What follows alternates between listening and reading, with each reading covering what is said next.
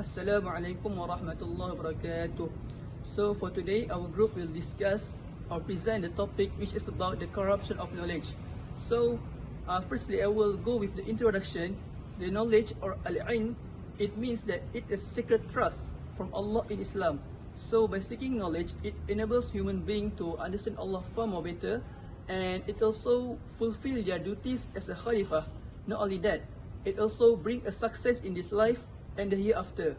Allah said in Surah Al-Mujadilah verse 11, which Bismillahirrahmanirrahim, Yarfa'illahu alladhina amanu minkum walladhina utul ilma darajat, which means in this ayah Allah significantly said that Allah will raise those who have believed among you and those who are given knowledge. So we have to address and understanding the problem of the corruption of knowledge, which is crucial for us to revive the intellectual of Muslim Ummah and the spiritual strength. So without further ado, I will go with the definition of the knowledge. So for the definition, Al-Atas states that the recognition and acknowledgement, it progressively instill into man of the proper places of things in order of creation, such that it leads to the recognition and acknowledgement of the proper place of God in the order of being and existence, which means that the true education is not just about skills or information, but it's about to cultivate the wisdom by right action, and ultimately it orients back to the soul towards the God and the truth. So the corruption of knowledge, it occurs when knowledge is being distorted or being manipulated for other purposes other than serving Allah and seeking the truth. So we go on with the importance of knowledge in Islam. So the knowledge, which al-ilm, it is fundamental pillars of Islamic civilization, which it is essential for the individual development and the societal progress. So the Quran and Hadith has repeatedly commanded Muslims to seek knowledge because it's showing that learning is an obligatory, it is a religious obligation, not just a worldly pursuit. So Islam does not separate religious knowledge from worldly knowledge. Both are seen as interconnected and must be directed towards understanding Allah's creation and fulfilling His commands. Okay. In Islam, knowledge is sacred and bring Muslim to the truth and guidance. But the knowledge is corrupted when the purpose of knowledge is lost, when the knowledge is only used for material gain, when the display of responsibility and creativity, and when it becomes weak and lifeless. So corruption began to take place when when Muslim become taklid instead of ijtihad, thinking about the knowledge. So knowledge is not about information, but it's about seeking Allah's pleasure and applying in every of our action from the Muslim knowledge, or Islam knowledge. Okay.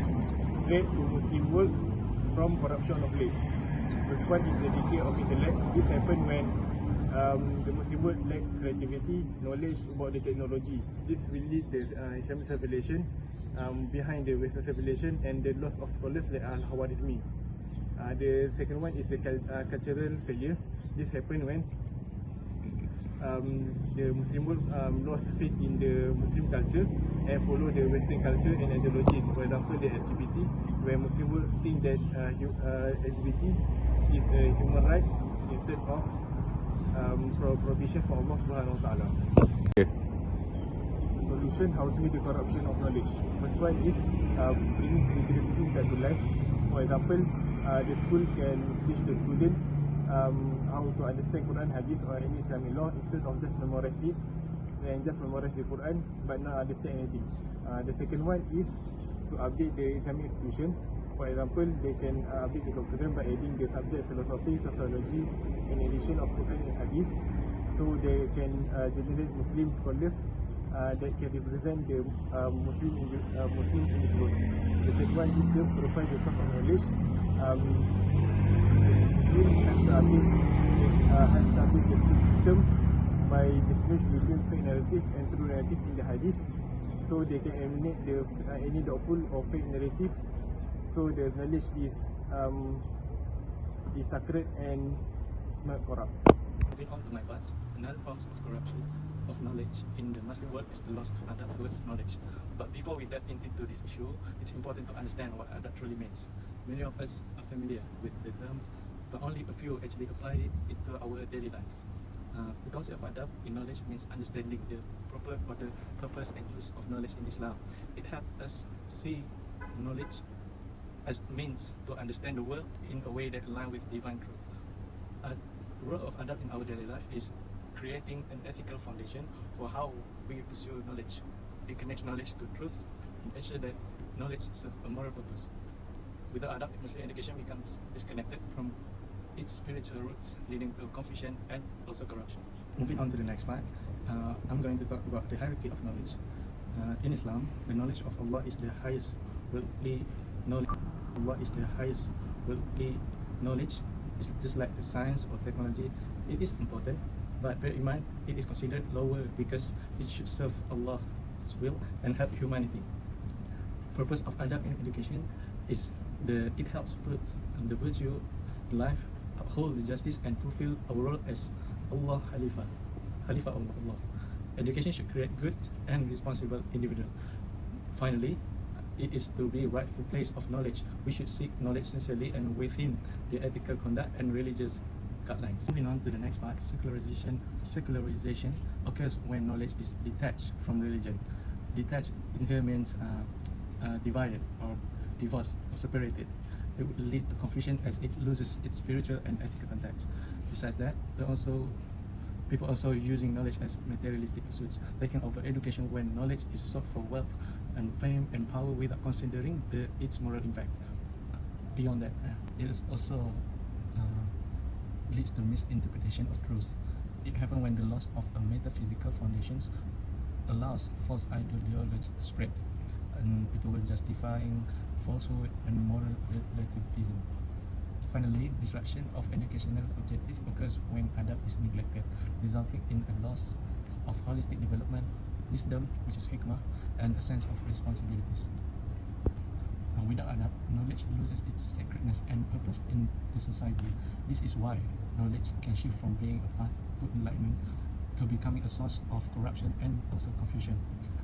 The Quran reminds us Allah will raise those who believe among you and those who have been given knowledge by degrees. The Quran reminds us that Allah will raise those who believe among you and those who have been given knowledge by degrees. Knowledge must strengthen faith, virtue, and promote justice, all under divine guidance. Another verse in the Quran, specifically Surah Al-Ra'd, verse 17, human knowledge is like the foam of the sea. It doesn't matter who you are, either a English student, a professor, or even a prime minister. In the eyes of Allah subhanahu wa ta'ala, we are all just a tiny little creature. Therefore, we should always maintain respect for the source of knowledge and respect for those who teach it. This respect keeps the knowledge pure and pure.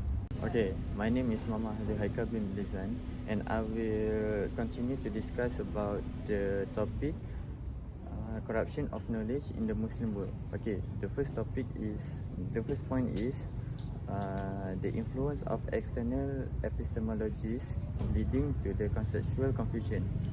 So this can be explained when the imposition or terms from the Western philosophical without a proper observation from the Islamic perspective can make a misinterpretation for the Islamic core concept.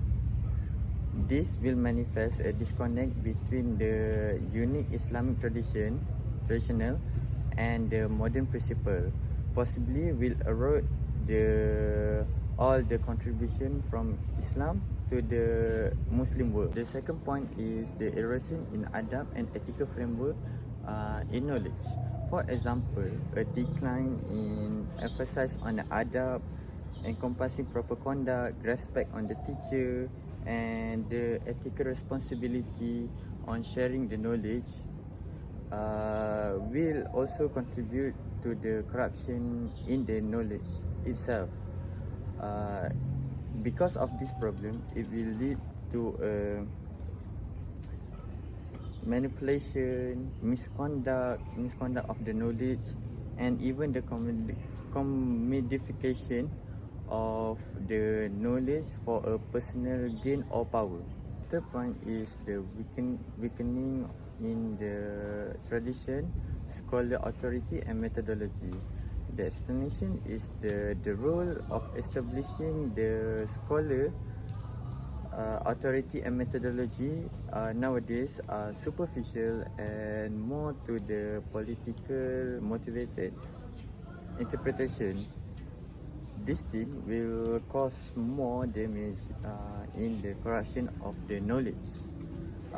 From this problem, it will result on the adding up the qualification of unqualified individual in making the religion opinion or even making an opinion in the education institute. For the last point is the challenge in maintaining academic integrity in education institution.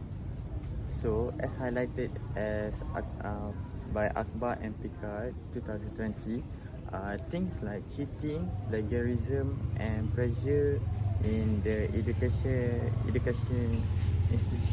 institution setting will undermine the integrity of the knowledge itself. So this thing, not only it can devalue the genuine scholarship, but it also will contribute to a broader culture where the honest pursuit of the knowledge and education will be compromised. Assalamualaikum warahmatullahi wabarakatuh. My name is Muhammad Fahmi, and now I will continue the presentation. So the next one is corruption of knowledge in politics. In Islam, knowledge is a sacred trust meant to guide society toward justice, truth and righteousness. However, when knowledge is corrupted, especially within politics, it becomes a dangerous tool for manipulation. Corruption of knowledge in politics occurs when religious teaching or educational content are distorted to serve the interests in those in power. Instead of promoting justice and accountability, knowledge is used to justify oppression, maintain control, and mislead the public.